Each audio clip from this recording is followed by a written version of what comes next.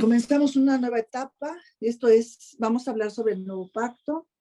Como siempre se los digo, cuando vamos a comenzar una nueva clase, necesitamos estar 100%, necesitamos estudiar, necesitamos investigar, necesitamos tener un deseo santo de prosperar en aquello que Dios nos ha entregado, y esto, bueno, va a ser bien, bien importante. Entonces, esto es Escuela de Desarrollo,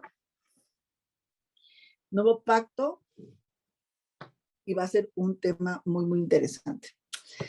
En esto, en el nuevo pacto, nuestro objetivo general será conocer y entender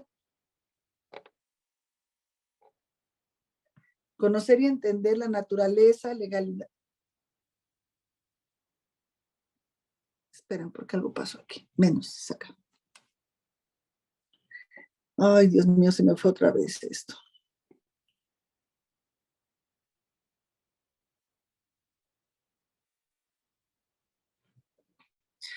Necesitamos conocer y entender la naturaleza, legalidad, contenido y vigencia del nuevo pacto, porque por supuesto nadie puede ser efectivo en el propósito eterno si no es entendido sobre el pacto eterno. Y tenemos que en todas estas clases distinguir entre el pacto con Adán y el pacto con Cristo.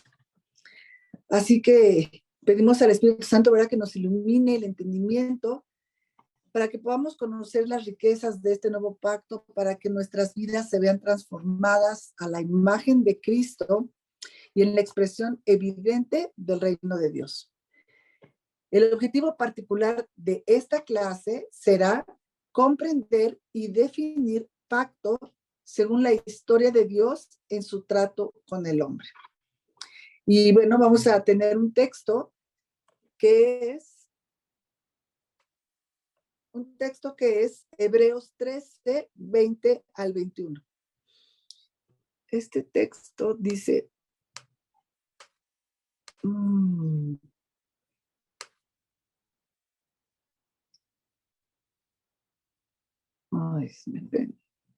este texto dice así: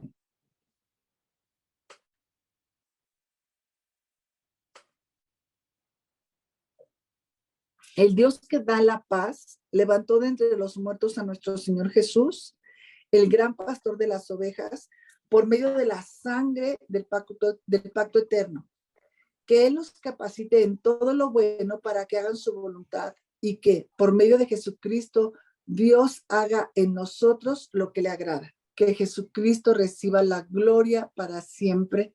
Amén. Y esto es importante, les decía, porque hablar del nuevo pacto es hablar de la ley vigente, de la autoridad bajo la que nosotros estamos viviendo en esta temporada de nuestras vidas, la que nos tocó por gracia vivir, y nadie puede ser competente en aquello que ignora. Así que lo que nosotros no entendemos, no lo podemos disfrutar, no lo podemos usar apropiadamente. Nosotros siempre lo hemos dicho, si nosotros no conocemos el propósito, recuerden que el propósito es el para qué de algo, el abuso o el mal uso de ese algo es inevitable. Entonces nosotros necesitamos, según lo que acabamos de leer, comprender que estamos en un nuevo pacto y que necesitamos conocerlo para que lo podamos usar, para que lo podamos disfrutar y para que no lo abusemos. Aunque tú y yo no tengamos malas intenciones al querer hacerlo, si no lo usamos para lo que se pensó, lo estamos mal usando. El ejemplo lo hemos puesto siempre en cuanto decimos que podemos usar un teléfono para tratar de meter un clavito, ¿verdad? Pues a lo mejor el clavito entra, pero el teléfono no estaba diseñado para eso, se está haciendo un mal uso de eso. Entonces, cuando no entendemos la naturaleza del evangelio, es fácil utilizarlo para nuestro propio beneficio y no para lo que Dios lo dio. Y esto es importante porque hace unos días, no me preguntes por qué, ya ves que hoy día en Facebook te puede salir cualquier cantidad de cosas, y salió era una iglesia muy grande, pero muy, muy grande, y todo el mundo estaba cantando, y había una música muy bonita. Nosotros tenemos que reconocer que la música tiene poder, que la música, si a ti te cantan hoy una canción de cuando estabas en la primaria, te aseguro que te acuerdas y que te acuerdas de la letra, ¿verdad? Y entonces es algo que entra en capas muy profundas de ser la música. Entonces había una tremenda música y de pronto se abre una puerta así como atrás del auditorio y entran varios hombres así como, pues, parecían como guaruras, ¿verdad? Después entra una mujer así con un vestido largo, muy suntuoso, muy elegante, y después entra un hombre se veía pues con mucho carisma, saludando a todo el mundo, pasando entre la gente, saludando de mano y cosas así. Y bueno, después llega, toma el micrófono, cantan un poco más, y empieza una administración así que en términos generales, y creo que en otro tiempo de mi vida hubiera podido llamar súper poderosa, porque empieza a caerse la gente, empieza a pasar gente, empieza a dar vueltas la gente en el suelo, empieza a ver lo que se supone que son liberaciones, y ya sabes, de levántalo y súbelo y bájalo y vuélvelo a poner y un montón de cosas así. En términos generales, creo que podríamos calificar eso como un culto glorioso, ¿verdad? Donde hubo sanidades, donde hubo liberaciones y donde hubo un montón de cosas.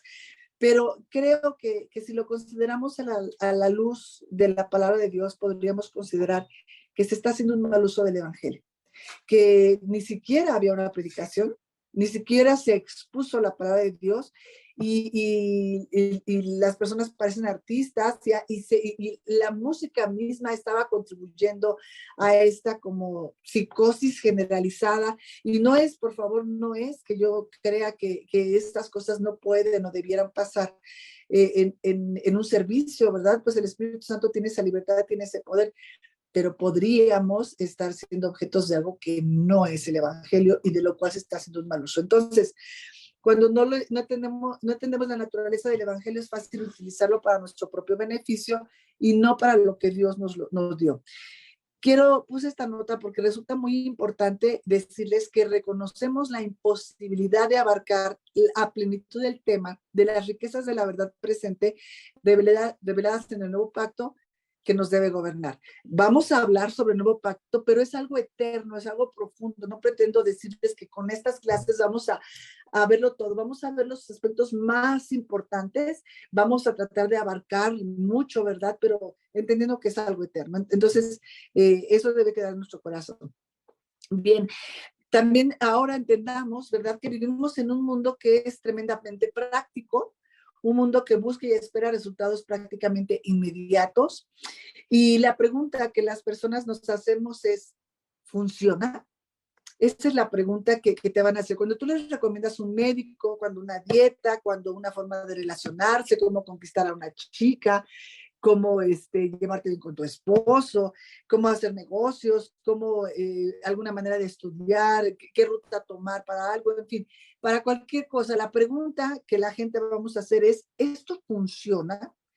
Entonces, la gente cree que si funciona es bueno.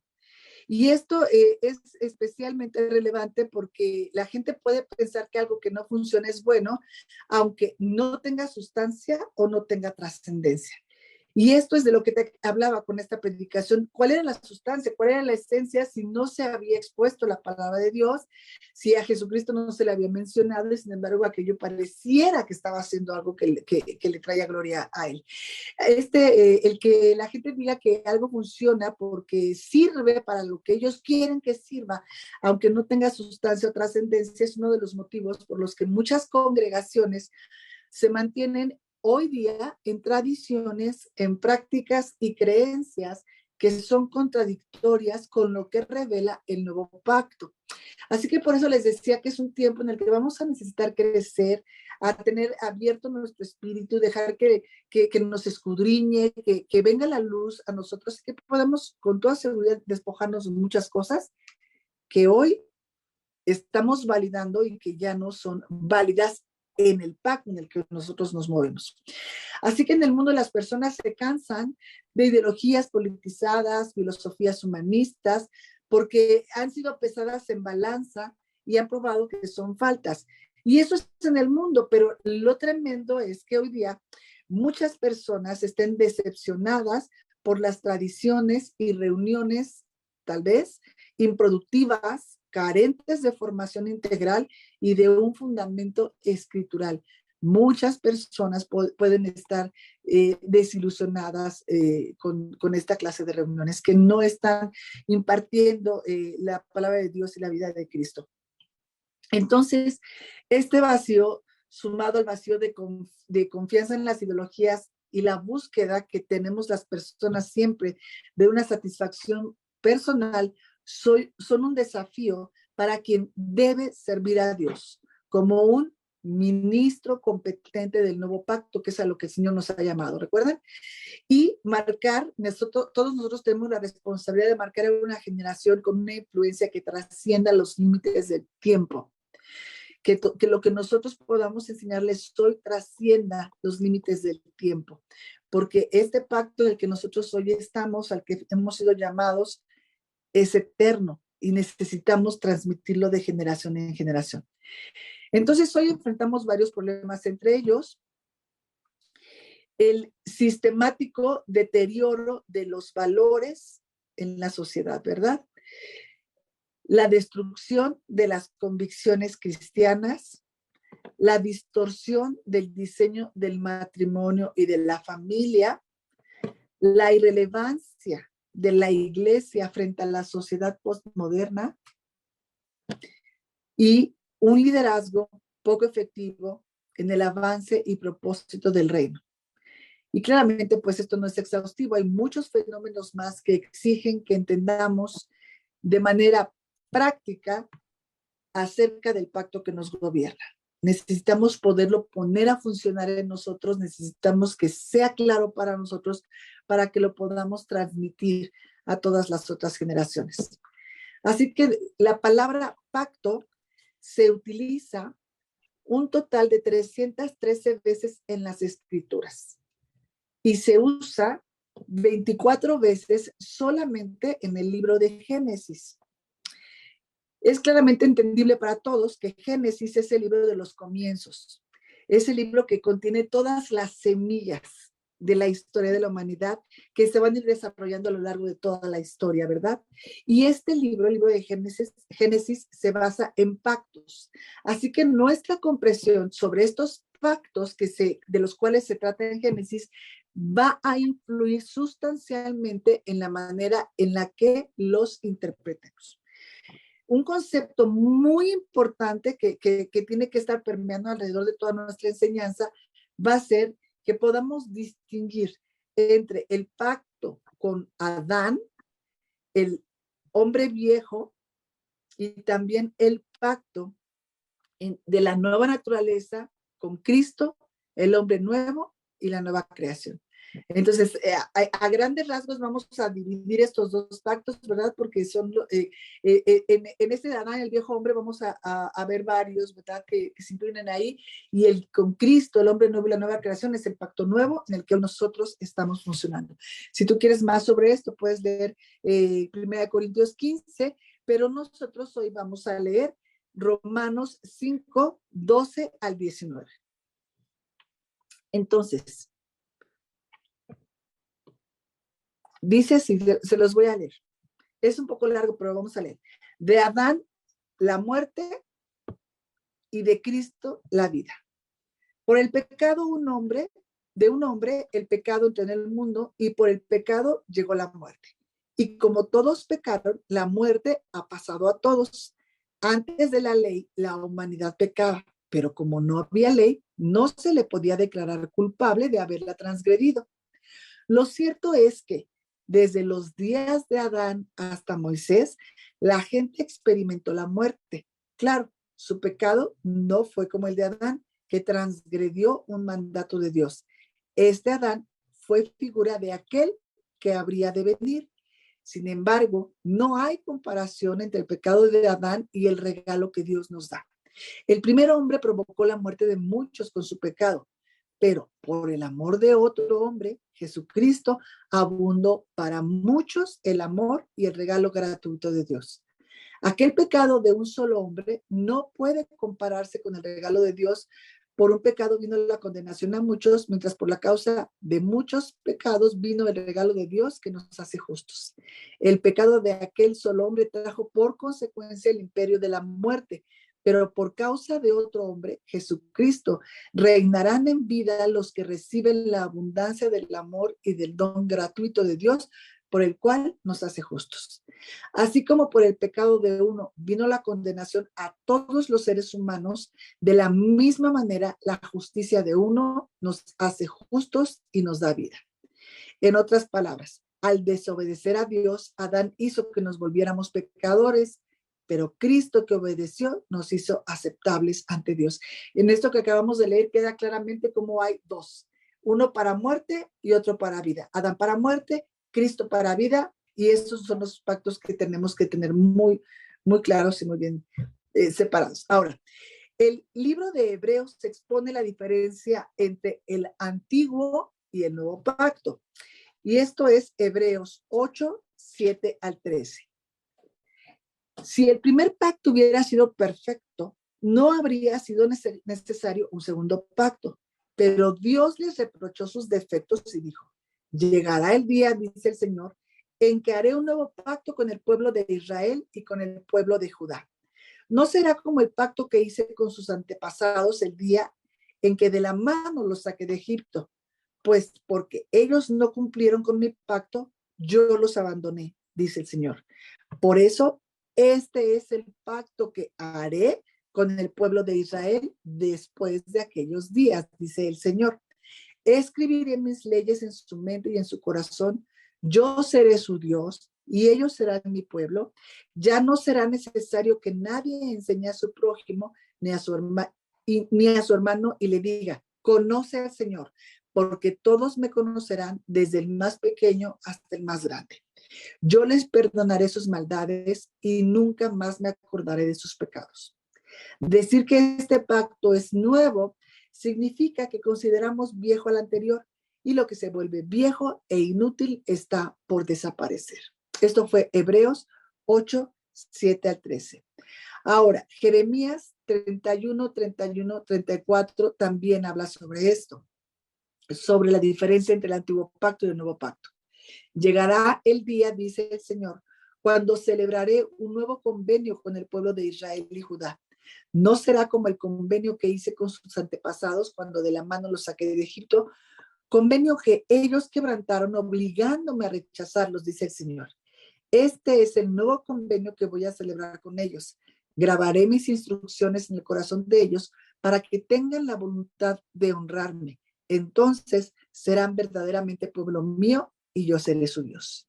En aquel tiempo ya no será necesario que uno al otro se amoneste para conocer al Señor, pues cada cual, el grande, el pequeño, realmente me conocerá, dice el Señor, y yo perdonaré y olvidaré sus graves faltas. Así que veamos entonces que hay diferencia de pactos. Aquí ya nos queda claro que hay dos pactos muy diferentes como para empezar, ¿verdad? Así que veamos, ¿qué es un pacto? Pacto es un vínculo y para comprender la naturaleza de este vínculo es necesario distinguir entre los pactos que se hacen entre los hombres y los pactos entre Dios y los hombres. Pacto entonces puede definirse como tratados o convenios celebrados entre dos partes. El término se deriva del latín convenire o convenir, que significa reunirse para un propósito en común. La palabra hebrea para pacto siempre es berit, que significa cortar o atar. Una derivación de esta palabra se usa en Génesis 1:1, que dice, en el principio creó Dios los cielos y la tierra. En la creación, Dios corta el cielo y la tierra. La idea es corte o separación. Cortar en un pacto ocurre con Abraham en Génesis 15 del 10 al 18. En estos casos, Dios entra en un pacto con Abraham por el corte de los animales. Génesis 15, 10 al 18 dice, Abraham consiguió estos animales, los partió por la mitad y puso una mitad frente a la otra, pero las aves no las partió. Entonces las aves de rapiña se lanzaban sobre los cuerpos de los animales muertos, pero Abraham las espantaba. Al anochecer, Abraham se quedó profundamente dormido y se sintió rodeado de una oscuridad aterradora. Entonces el Señor le dijo: Abraham, ten la seguridad de que tus descendientes van a vivir como esclavos en una tierra extraña y los tratarán mal durante unos 400 años. Pero yo castigaré a la nación que los esclavice y haré que tus descendientes salgan libres y con mucha riqueza. En cuanto a ti, debes saber que morirás en paz y a una edad muy avanzada. Después de 4 generaciones, tus descendientes regresarán a esta tierra. En ese momento será tanta la maldad de los amorreos que viven ahí que tendré que castigarlos. Cuando el sol se ocultó y anocheció por completo, Abraham vio, este es el pacto, Abraham vio que por entre los animales muertos se paseaba un horno que echaba humo y una antorcha encendida. Ese día el Señor hizo un pacto con Abraham y le dijo: a tus descendientes les voy a dar toda la tierra que va desde el río de Egipto hasta el gran río, es decir, el río Éufrates.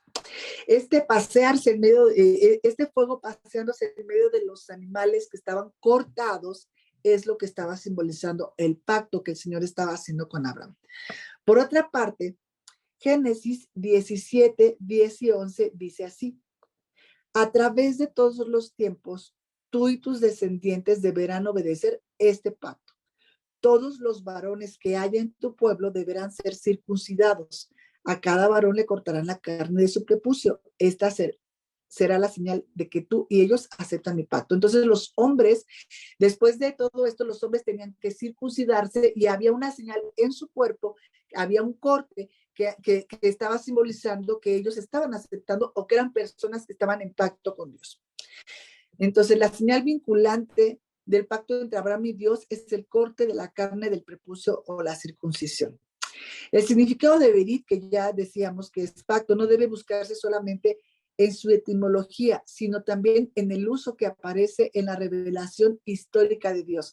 ¿Qué es lo que, cómo se usaba esta palabra en la revelación histórica? Es a través de la historia de Dios con su pueblo, cómo es que esta palabra se está utilizando. Berit es un sinónimo de estatutos o de ordenanzas definidos. Son mandamientos definidos que el Señor estaba dando. Y vamos a ver varios ejemplos. Y uno de ellos es Éxodo 34:10, que dice: bien, este es el pacto que voy a hacer contigo. Haré milagros. Esto es algo que el Señor se está comprometiendo a hacer. Haré milagros como nunca han sido hechos en toda la tierra, y todo el pueblo de Israel verá mi poder, el terrible poder que mostraré por medio de ti. Ahora, Isaías 59:21. El Señor dice así: yo hago un pacto con ustedes y les prometo que mi poder y mis enseñanzas nunca se apartarán. Ese es el estatuto, ¿verdad? De ustedes ni de sus descendientes. Jeremías 31:36. Si yo rechazara a mi pueblo Israel, sería como si abrogara las leyes de la naturaleza. Está prometiendo que no lo va a rechazar. Jeremías 33:20-21. Cuando puedan quebrantar mi pacto con el día y la noche, de modo que el día no venga cuando le corresponda, solo entonces será quebrantado mi convenio con mi siervo David, de modo que no haya hijo suyo que reine en su trono, y mi convenio con los sacerdotes y levitas, ministros míos, no se deroga. No se pierdan del punto. Estamos viendo que Berit es estos estatutos o mandamientos que están a lo largo de todo lo que leemos. Bien, ahora, en la Septuaginta, que es la traducción del hebreo al griego del Antiguo Testamento, eso es la Septuaginta, es la traducción del hebreo al griego del Antiguo Testamento, se tradujo la palabra hebrea berit por la palabra al griego diateque. Donde decía berit, estaban traduciendo diateque. Pero el concepto hebreo, o sea, lo que la palabra en hebreo decía, no se ajustaba exactamente a diateque, que es la palabra griega. Sin embargo, pusieron diateque a petición de los judíos que participaban en la traducción. hay dos opciones posibles. Diateque, que tiene el concepto de última voluntad y testamento. Este concepto de diateque está usado en Hebreos 9, 16 al 18. Dice, ahora bien, en el caso de un testamento, es necesario comprobar la muerte del que lo hizo, pues un testamento solo tiene valor cuando la persona que lo hizo haya muerto. Mientras esa persona está viva, no tendrá ningún valor. Por eso ni siquiera el primer pacto se estableció sin sangre. Entonces, cuando están traduciendo del hebreo al griego, de Berit, dicen vamos a usar diateque, que es esto de la última voluntad, el testamento, ¿verdad? Pero había otra posibilidad de usar otra palabra en griego para Berit, y es, supongo que no se dice así, pero sunteki. Y esto es que hace hincapié en un acuerdo o contrato entre dos partes. Les decía que cuando en la Septuaginta se está traduciendo del hebreo al griego, los judíos eligieron que por favor pusieran diateque y que no pusieran sunteque ni otra cosa, porque los traductores, perdón, me fui. Aquí está. Porque los traductores eligieron diateque, que se tradujo latín como testamentum. Los traductores eligieron diateque para hacer hincapié en el carácter soberano de los pactos bíblicos. Esta palabra entonces se tradujo como testamentum, donde decía Berit, prefirieron poner testamentum, que indica un testamento. Y así es como nos llega la idea de que la Biblia se divide en Antiguo y Nuevo Testamento, en lugar de decir dos pactos. Lo correcto hubiera sido la palabra pacto y no testamento, puesto que un testamento se refiere a la última voluntad y pacto no es la última voluntad, sino es un vínculo de sangre entre Dios y el hombre, el cual debería ser administrado soberanamente. La diferencia más importante entre un pacto y un testamento es que un testamento se puede cambiar en cualquier momento, antes de la muerte del testador, y se hace solamente vigente e irrevocable una vez que el testador muere. Por el contrario, un pacto está en vigencia desde que se hace, desde el principio. Entonces, la palabra correcta no era testamento, era pacto, pero no lo hicieron así porque los judíos decían que no podíamos hablar de un pacto. Entonces, cuando Dios entra en relaciones de pacto con el hombre, Él es quien pone las condiciones que son siempre muy bondadosas, de tal manera que desde este punto de vista tiene perfecto derecho a esperar que el hombre convenga con ellas y las obedezca. Naturalmente, cuando Dios establece un pacto con el hombre, es unilateral, puesto que Dios y el hombre no son partes iguales. Dios es el soberano, quien pone sus ordenanzas sobre sus criaturas y a estas, es decir, a nosotros nos corresponde obedecer. Cuando Dios hace un pacto con nosotros, nosotros solamente obedecemos. La mayor parte de los pactos constituyen una promesa inalterable del cumplimiento de todo lo que Dios ha determinado. Esto se debe a que los pactos de Dios contenidos en la Biblia se clasifican en dos partes: condicionales e incondicionales. El condicional es donde la acción de Dios es en respuesta a alguna acción de parte de aquellos a quienes va dirigido el pacto. Entonces, es condicional cuando hay una parte que los demás tienen que cumplir. Y es incondicional cuando es una declaración de que sus promesas serán cumplidas en el tiempo y a la manera de Dios, sin que el hombre tenga que intervenir en eso. En todos los pactos que se registran en las Escrituras, Cristo está incluido, revelado, implícitamente anunciado en forma de tipo o de figura, porque el enfoque central de la Escritura es dar a conocer a Cristo. Y vamos a ver Colosenses 1, 15 al 17. Cristo es la imagen misma del Dios invisible y existe desde antes que Dios comenzara la creación. Cristo mismo es el creador de cuanto existe en los cielos y en la tierra, de lo visible y de lo invisible, y de todos los seres que tienen poder, autoridad y dominio. Todo fue creado por medio de Él y para Él.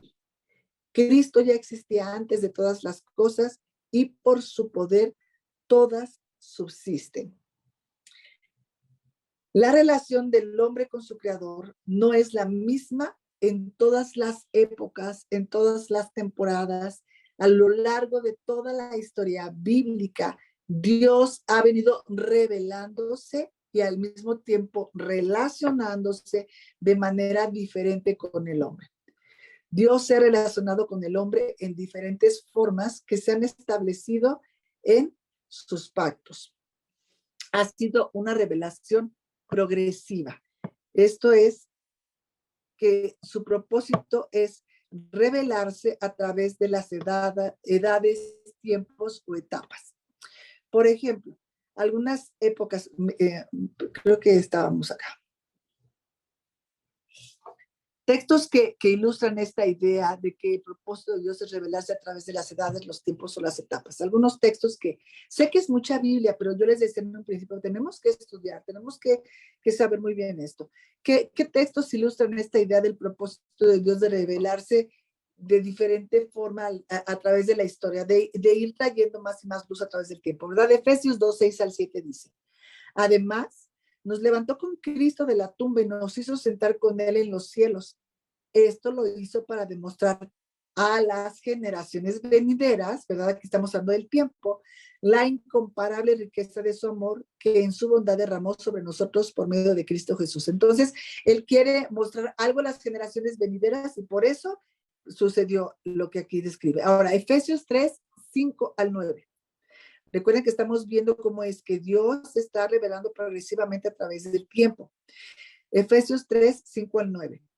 Es el misterio que en la antigüedad Dios nos había dado a conocer. Está hablando del tiempo. En la antigüedad se dio a conocer un misterio como si lo ha hecho ahora por medio del Espíritu a sus santos apóstoles y profetas. Lo que se reveló antes, ahora lo está revelando a los santos apóstoles y profetas. Este es el misterio, que los no judíos compartirían plenamente la herencia con Israel. Ambos son miembros del mismo cuerpo y participan de la misma promesa que Dios nos hizo en Cristo Jesús por medio de las buenas nuevas. Por su amor inmerecido, Dios me dio el privilegio de servirle anunciando estas buenas nuevas con la ayuda eficaz de su poder. Aunque soy el más pequeño de todos los que son parte del pueblo santo, Dios me concedió por su amor la misión de anunciar a las naciones el tesoro incalculable de Cristo. Debo hacerles entender a todos que el plan de Dios ya se está cumpliendo. Ese es el plan que desde la eternidad el creador de todas las cosas guardaba en oculto, ¿verdad? Y que ahora él dice, santos profetas, y ahora también para nosotros es decir, lo tenemos que pasar a otras generaciones. Hebreos 1:2. Pero en estos últimos tiempos, la forma en la que él se ha revelado, ¿verdad? Es que nos ha hablado por medio de su Hijo. Algunas versiones más antiguas y más bonitas dicen, en lugar de por medio de su Hijo, dice, pero en estos últimos tiempos nos ha hablado en el Hijo. A él, Dios lo hizo heredero de todas las cosas y por medio de él creó todo el universo. Entonces, en las épocas, ¿cómo es que Dios ha venido manifestándose progresivamente en las épocas? Veamos Juan 1:17. Por medio de Moisés recibimos la ley, hubo una época de la ley, ¿verdad? Que por medio de Jesucristo recibimos el amor y la verdad. Hubo la época de la ley, ahora estamos en el amor y la verdad. Hebreos 7, 11 al 12. El pueblo de Israel recibió la ley bajo el sacerdocio levítico. Si esos sacerdotes pudieran hacernos perfectos, porque si esa época hubiera sido perfecta, ese medio, ¿por qué entonces envió Dios a Cristo como sacerdote de la clase de Melquisedec en vez de enviar a otro de la clase de Aarón? Estamos en otra época. Ya que se cambió el tipo de sacerdote, Dios tenía que transformar la ley. Entonces existen varias posiciones teológicas con respecto a los pactos bíblicos. Algunos dicen que hay 2 pactos, otros dicen que 9, otros más que con apreciaciones diferentes a estas, pero diremos que Dios solamente, para el uso práctico de nuestro estudio, Dios solamente tiene un pacto y en las escrituras lo menciona como un pacto eterno que se ha venido dispensando, que se ha venido mostrando, que se ha venido dando, ¿verdad?, progresivamente a lo largo de toda la historia. Lo menciona como pacto eterno, el cual hizo consigo mismo por medio del Hijo para garantizar el cumplimiento de todo lo que se había propuesto llevar a cabo con su propósito eterno. Un solo pacto que se ha venido dispensando progresivamente a lo largo de toda la historia con el hombre. Hebreos 13:20 dice: el Dios que da la paz levantó de entre los muertos a nuestro Señor Jesús, el gran pastor de las ovejas, por medio de la sangre del pacto eterno. No obstante, las escrituras registran otros pactos en donde progresivamente Dios quiere revelar su carácter, sus planes y su propósito. Es bien importante que comprendamos esto de progresivamente. Comenzó de una manera y ha ido evolucionando hasta llegar a este que es el cumplimiento del pacto donde nosotros ahora estamos. Antes de nosotros solamente venía revelándose un poco y un poco y un poco y ahora estamos de lleno en él. Entonces, en donde progresivamente Dios quiere revelar su carácter, planes y propósito. Estos pactos convergen a su plenitud y perfección en el nuevo pacto. Todos estos pactos convergen en el nuevo, en el cual Cristo manifiesta en tiempo y espacio el cumplimiento de todo y donde todo fue consumado, tal como Él lo declaró en la cruz. Ahí se consumó. Ahí toda esta progresión de pactos queda terminada porque entonces entra en vigencia el nuevo pacto que es eterno, en su totalidad, en su plenitud. Para ayudarnos a entender el pacto eterno, vamos a necesitar conocer los diferentes pactos que se registran en las escrituras. Cada etapa es una revelación progresiva y más plena del plan de Dios hasta que llegamos a esta, como decíamos, donde se consuma todo. Y hoy vamos a ver, por cuestión de tiempo, solamente el primero, que es el pacto en el Edén, y ya los demás los vamos a ver en la siguiente clase. Pacto en el Edén. Esto está en Génesis 2, 8 al 17. Aparte, fue el primer pacto incondicional de Dios con el hombre cuando estableció a Adán en el Edén en su estado de inocencia. Se le dio responsabilidad de ser el padre de la humanidad, de sojuzgar la tierra, de tener dominio sobre los animales, de cuidar el huerto y no comer del árbol del conocimiento del bien y del mal. Todo esto está en la lectura que está en Génesis. Por haber fracasado, Adán y Eva, al comer del árbol prohibido, les fue impuesta la pena de muerte por la desobediencia. Dios le permitió comer de todo fruto que había en el huerto, incluyendo el árbol de la vida, pero le prohibió comer del árbol del conocimiento del bien y del mal, pues Dios lo diseñó no para conocer el bien y el mal, sino para conocer su voluntad, la cual es buena, agradable y perfecta, y que solamente podría venir de comer del árbol de la vida, que es Cristo. En este pacto, Adán escuchaba a Dios, pero cuando quebró el mandamiento, trató de esconderse y tuvo miedo de oír la voz de Dios. Primero estaba muy bien escucharlo, ya lo hemos tratado eso en otras ocasiones, y ahora cuando lo escucha tiene miedo de oír su voz porque es la primera vez que lo está escuchando fuera de él. Antes de pecar, Adán escuchaba a Dios dentro de él. Y una vez que peca, lo escucha afuera porque se separó de él y entonces eso, con su oído físico, pues lo escucha y entonces eso le causa mucho temor.